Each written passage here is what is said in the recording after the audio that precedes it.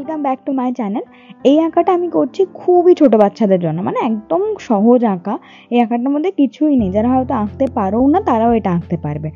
তো প্রথমে খাতার মানে পুরো মধ্যেও না, একটু মধ্যেখানের থেকে একটু উপরে, সেখানে আমরা এবারটা ডিমের মতো ফেস করে নিলাম, নাক, চোখ আর কানগুলো করে নিলাম। ঠিক আছে, একটু খরগোশ খরগোশ দেখতে হয়ে গেলে তারপরে তার গাটা করে নেবো। একটু পজ করে নিয়ে দেখে নেবে আমি কিভাবে বানাচ্ছি গাটা, সেইভাবেই বানিয়ে নেবে।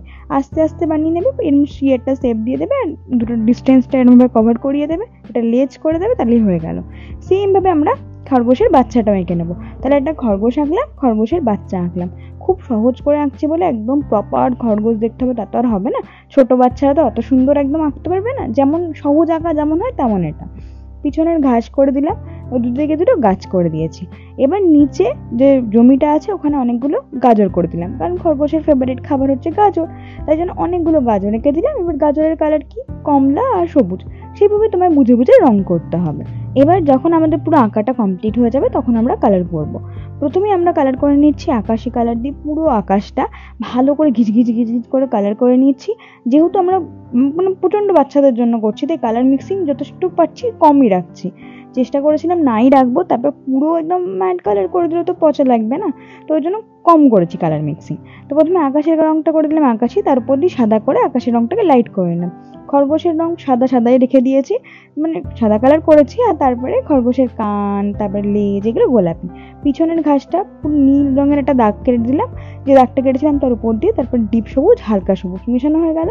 গাছটা করেছি হচ্ছে কালো কালার, কালো কালারের পর খয়েরি কালার, তারপর অকার কালার দিয়ে ভালো করে একদম চিপচিপ করে মেশানো। গাছের যে উপরের পাতাটা সেটা হচ্ছে নীল, ডিপ সবুজ আর হালকা সবুজ, ভালো করে মিশিয়ে নেবে, একদম মানে কুচু কুচু করে রঙগুলোকে মেশাবে। যত ভালো তুমি রং মেশাবে তত ভালো তোমার সিনারি দেখতে ভালো লাগবে। এই গাছটা তাই করে নিয়েছি খয়েরি আর অকার, কালো আর দিইনি কারণ দেওয়ার জায়গা ছিল না। তারপরে নিচে যে জমিটা আছে পুরো জমিটা আমি করেছি হচ্ছে হালকা সবুজ।